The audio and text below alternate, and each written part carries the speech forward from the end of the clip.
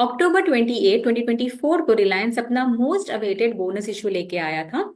और ये आया था 1:1 के रेशियो में। मतलब एग्जिस्टिंग शेयर होल्डर्स को हर एक शेयर के पीछे एक शेयर दिया जाएगा, और वो भी बिल्कुल फ्री में। लेकिन हाँ, रिकॉर्ड डेट के पहले आपके डीमैट अकाउंट में रिलायंस के शेयर्स होना जरूरी है to avail the benefit of this corporate action.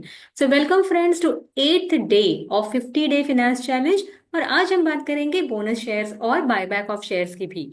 और ये दोनों भी कॉर्पोरेट एक्शन ही है, जैसे हमने इसके पहले डिस्कस किए थे about dividend split, reverse split, और वो भी कॉर्पोरेट एक्शन ही थे। वैसे सोचने की बात है कि कंपनी अगर अपने शेयर होल्डर्स को रिवॉर्ड करना चाहती है और वो भी बिना कैश डिस्ट्रीब्यूट किए, मतलब बिना डिविडेंड दिए, तो वो कैसे पॉसिबल है? तो वो पॉसिबल है थ्रू बोनस इशू। या फ्री के शेयर्स भी मिलेंगे और कैश भी खर्च नहीं होगा।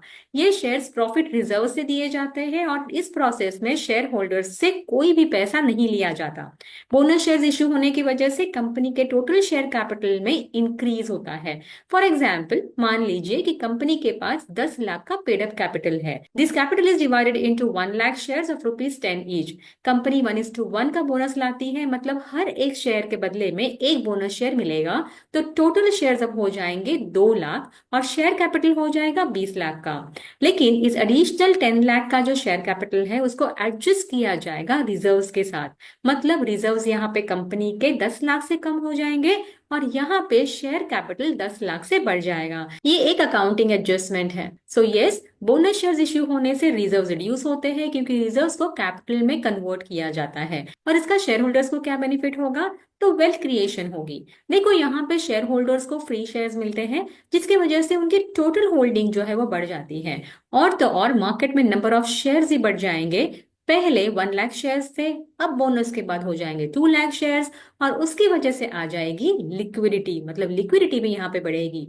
और ज्यादा लिक्विडिटी होने की वजह से इम्पैक्ट कॉस्ट जो है वो रिड्यूस हो जाता है। इसके बारे में हमने पहले ही डिस्कस किया हुआ है। लेकिन एक है कि यहाँ पे ईपीएस घट जाएगा। बेसिकली ईपीएस जो है वो डाइल्यूट हो जाएगा। फॉर एग्जाम्पल, बोनस के पहले जो है कंपनी के पास 1 लाख शेयर्स है और से कंपनी का प्रॉफिट था उस साल का 50 लाख। तो ईपीएस कितना हो जाएगा? Profit divide by number of equity share, that is 50 lakhs divide by 1 lakh equal to 50 rupees per share. लेकिन आफ्टर बोनस जो है नंबर ऑफ शेयर्स यहाँ पे बढ़ के हो जाएंगे 2 lakhs, लेकिन प्रॉफिट तो उतना ही है, दैट इज 50 lakhs। तो अभी ईपीएस हो जाएगा 50 lakhs divide bye 2 lakhs gives you ₹25 पर शेयर। तो यस, यहाँ पे ईपीएस हो गया आधा, क्योंकि यहाँ पे नंबर ऑफ शेयर्स जो है एग्जैक्टली 100% से बढ़ गए। स्ट्रॉन्ग ईपीएस किसी भी कंपनी के फाइनेंशियल साउंडनेस का एक अच्छा पैरामीटर होती है। लेकिन ऐसा होने के बाद भी शेयर होल्डर्स बोनस शेयर्स को पसंद करते हैं। लेकिन हाँ, बोनस मिलते ही जो शेयर की प्राइस है वो मार्केट में एडजस्ट हो जाती है। और एक बार एडजस्टमेंट होने के बाद शेयर एडजस्टेड प्राइस पे ट्रेड होने लगता है। जैसे हमने रिलायंस के शेयर्स में देखा था कि रिलायंस का शेयर जब बोनस आया था 2600 के आसपास ट्रेड हो रहा था। लेकिन आफ्टर बोनस जब प्राइस एडजस्ट हो गई तो 1300 के आसपास एडजस्ट हो गया। अब एक दूसरी सिचुएशन देखते हैं। एक कंपनी के पास एक्सेस कैश है और वो अपने बैलेंस शीट को ऑप्टिमाइज करके ईपीएस को सुधारना चाहती है, स्ट्रॉन्ग करना चाहती है। तो वो क्या कर सकती है? तो यस, यहाँ पे कंपनी बायबैक ऑफ शेयर्स का ऑफर ला सकती है। डोंट वरी, इसे भी डिटेल में समझेंगे, that too with examples. TCS जैसे आईटी जायंट ने 2017, 18, 20, 22, 23 इन सालों में शेयर्स बायबैक किए। विप्रो ने 2017 से अब तक ऑलमोस्ट 5 टाइम्स बायबैक किए हैं। इन्फोसिस ने भी इस पीरियड में ऑलमोस्ट 4 टाइम्स शेयर बायबैक किए हैं। एनएमडीसी भी 2016, 19 और 20 में शेयर बायबैक का ऑफर लेके आया था। तो बायबैक से क्या होता है? टोटल शेयर कैपिटल जो है वो रिड्यूस हो जाता है, क्योंकि शेयर्स परमानेंटली कैंसिल कर दिए जाते हैं। फॉर एग्जाम्पल, कंपनी के पास 10 लाख का कैपिटल है, फेस वैल्यू है ₹10, मतलब नंबर ऑफ शेयर्स हो गए यहाँ पे 1 लाख। अगर कंपनी 20,000 शेयर्स का बायबैक करती है, मतलब अपने ही एग्जिस्टिंग शेयर होल्डर्स को उनके शेयर्स मार्केट प्राइस से हायर प्राइस पे कंपनी को वापस करने की ऑफर करती है, तो हो सकता है 20,000 शेयर्स कंपनी के पास वापस आ जाए।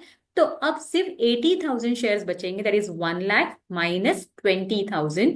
और 80,000 शेयर मल्टीप्लाइड बाय 10 रुपीज, मतलब यहाँ पे शेयर कैपिटल हो जाएगा 1 lakh rupees. So yes, buyback का मतलब होता है कि कंपनी अपने ही शेयर्स वापस खरीदती है टिपिकली मार्केट प्राइस से ऊपर की कीमत पर। बायबैक उन शेयर होल्डर्स के लिए भी बेनिफिशियल है जो शेयर्स होल्ड करते हैं, दैट मीन्स यहाँ पे बायबैक में पार्टिसिपेट नहीं करते हैं। और वो कैसे? तो अभी आपने देखा कि नंबर ऑफ शेयर्स 1 लाख से रिड्यूस होके 80,000 हो गए, मतलब कम हो गए। तो यहाँ पे बायबैक डिमांड क्रिएट करता है क्योंकि शेयर्स रिड्यूस हो गए हैं, जिससे शेयर प्राइस में भी स्टेबिलिटी आती है। टोटल शेयर रिड्यूस होने की वजह से ईपीएस यहाँ पे इंप्रूव हो जाता है। जैसे कि प्रॉफिट पहले 1 लाख शेयर्स में डिवाइड होता था, वो अब 80,000 शेयर्स में डिवाइड हो जाएगा और ईपीएस जो है वो बढ़ेगा। यहाँ कंपनी के कैश रिजर्व्स घटेंगे क्योंकि शेयर्स खरीदने के लिए कैश आउटफ्लो होगा।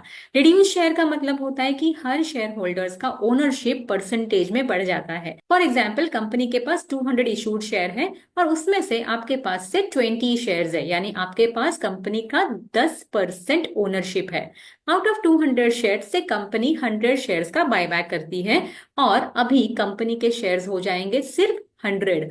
और इस बायबैक में अगर आपने पार्टिसिपेट नहीं किया तो आपके पास कितने शेयर्स हैं? 20।